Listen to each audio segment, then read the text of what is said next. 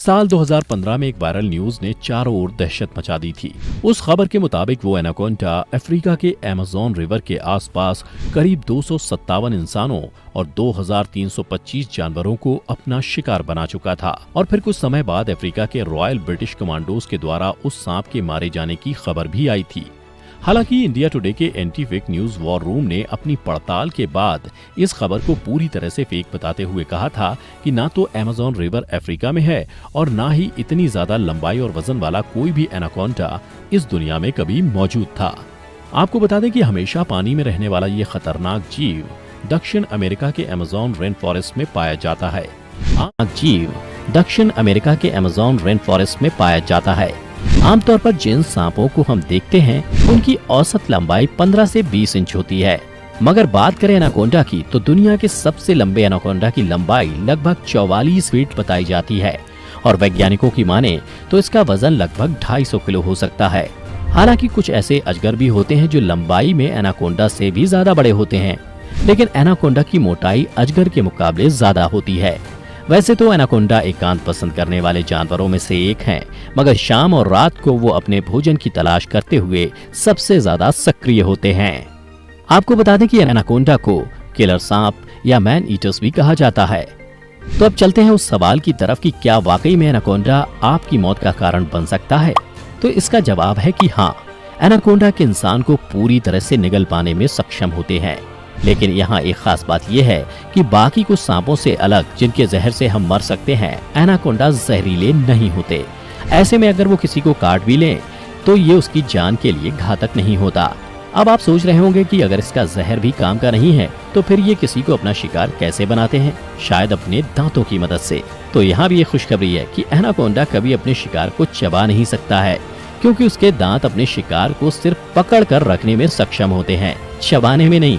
लेकिन बुरी खबर यह है कि जब ये किसी को अपना शिकार बनाते हैं तो उसे अपने दांतों से पकड़कर और अपनी बॉडी को उसके ऊपर रैप करके इतना प्रेशर क्रिएट करते हैं कि किसी की हड्डियां तक टूट सकती हैं और उसका शिकार वहीं अपना दम तोड़ देता है।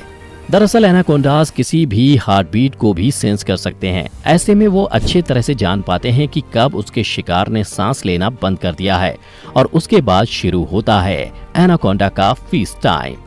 अब यहाँ भी एक अच्छी खबर ये है कि एनाकोंडा आमतौर पर सिर्फ 18 से 45 किलो तक के ही जीव को अपना शिकार बनाता है।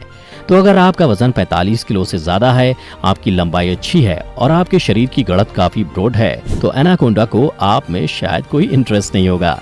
इसके दो कारण हैं। पहला ये कि एनाकोंडा का मुंह इतना नहीं खुल सकता कि वो इतने ब्रॉड और लंबे शिकार को निगल सके, और दूसरा ये कि इस तरह के शिकार को डाइजेस्ट करने में भी उसे काफी समय लग जाएगा, जो कि उसके लिए खतरा बन सकता है, क्योंकि डाइजेशन के दौरान कई हफ्तों तक एनाकोंडा का शरीर कमजोर पड़ा रहता है।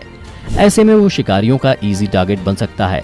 लेकिन फिर भी अगर एनाकोंडा का कभी मूड बदल जाए और उसे आपको अपना शिकार बनाना ही हो, तो ऐसे में वो ज्यादा वजनी शिकार को मारने के बाद उसे निगल सकता है, क्योंकि एनाकोंडा के जॉस और उनकी बॉडी काफी फ्लेक्सिबल भी होती है, जिसकी मदद से वो किसी भी आकार के शिकार को अपने अंदर एडजस्ट कर ही लेते हैं। कुछ सालों पहले इसी से जुड़ा एक एक्सपेरिमेंट भी किया गया था, जिसमें पिग ब्लड से सना हुआ एक आदमी बड़ा सा मजबूत बॉडी सूट पहनकर अपनी मौत को न्योता देने एनाकोंडा के सामने पहुंच गया था, क्योंकि वो देखना चाहता था कि एनाकोंडा पूरी तरह से उससे निगल पाएगा या नहीं। हालांकि 1 घंटे की कड़ी मशक्कत के बाद भी एनाकोंडा उसे पूरी तरह से निगलने में कामयाब नहीं हो पाया, बल्कि वो सिर्फ उसके सर के आसपास ही लिपटकर उसे निगलने की कोशिश करता रहा और बाद में उस आदमी की टीम ने उसे एनाकोंडा की पकड़ से बचा लिया था। वैसे यहाँ तो बॉडी सूट ने उस इंसान की जान बचा ली, लेकिन बिना किसी सेफ्टी के एनाकोंडा से बच पाना शायद ही कभी मुमकिन हो। मगर चलिए फिर भी मान लेते हैं कि आपके पास कोई सुपर पावर है और आपने एनाकोंडा की मजबूत पकड़ से लेकर उसके दांतों के दर्द भरे प्रेशर को भी झेल लिया और अब आप जिंदा उसके पेट में पहुंच चुके हैं। तो क्या आप ये नहीं जानना चाहेंगे कि पेट के अंदर जाने के बाद आपका क्या होगा? तो दोस्तों आपको बता दें कि एनाकोंडा के पेट के अंदर आपके साथ जो होगा वो प्रोसेस तो और भी ज्यादा भयानक है। अगर आपने बचपन में साइंस की क्लास में डाइजेशन प्रोसेस को ध्यान से पढ़ा होगा तो जो अब हम आपको बताने जा रहे हैं वो समझना आपके लिए शायद ज्यादा आसान होगा।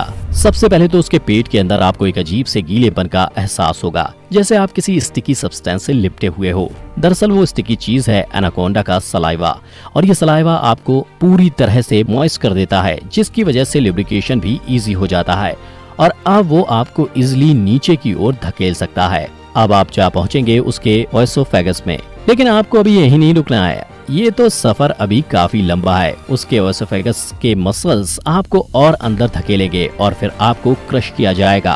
बता दें कि एनाकोंडा अपने रिब्स को किसी भी तरह से मूव और बेंड कर सकते हैं, जिसकी वजह से उनके लिए अपने शिकार को क्रश करना काफी आसान होता है। उसके बाद नीचे की तरफ खिसकते हुए आप जा पहुंचेंगे एनाकोंडा के पेट में, जहां मौजूद पावरफुल एसिड्स और एंजाइम से आपकी स्किन धीरे धीरे डिसॉल्व होती चली जाएगी। देखा जाए तो आपकी बॉडी को डिसॉल्व होने में ज्यादा समय भी नहीं लगेगा, क्योंकि एक एलिगेटर की स्किन जो कि इंसानों से काफी ज्यादा मोटी होती है, वो ही एनाकोंडा के पेट में सिर्फ 3 दिनों में डिसॉल्व हो जाती है। तो हम इंसानों की डेलिकेट और फ्लैशी स्किन तो कुछ ही समय में पिघल जाएगी, लेकिन एनाकोंडा के पेट के अंदर हम इंसानों के साथ होने वाला अत्याचार अभी नहीं थमने वाला है। आपकी बची खुची बॉडी और टूटेगी जब आप उसके स्मॉल इंटेस्टाइन के थ्रू पास होंगे।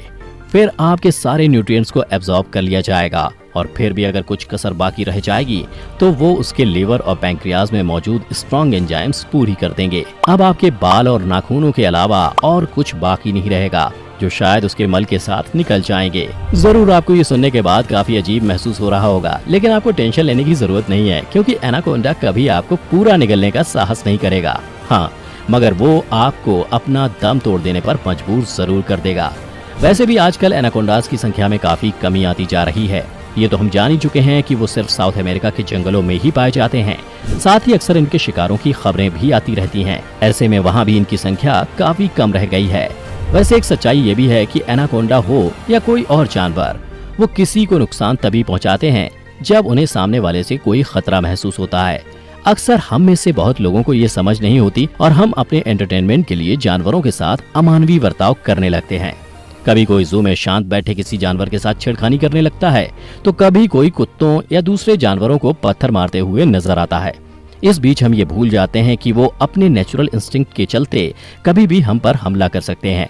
ऐसे में बेहतर यही है कि हम किसी भी जानवर के सामने हम जानवर की तरह नासमझ ना बने और उन्हें परेशान करना बंद कर दें। तो दोस्तों, उम्मीद है कि आज का ये वीडियो आपको पसंद आया होगा। अगर पसंद आया हो तो लाइक और शेयर करके हमें सपोर्ट दीजिए। हम आप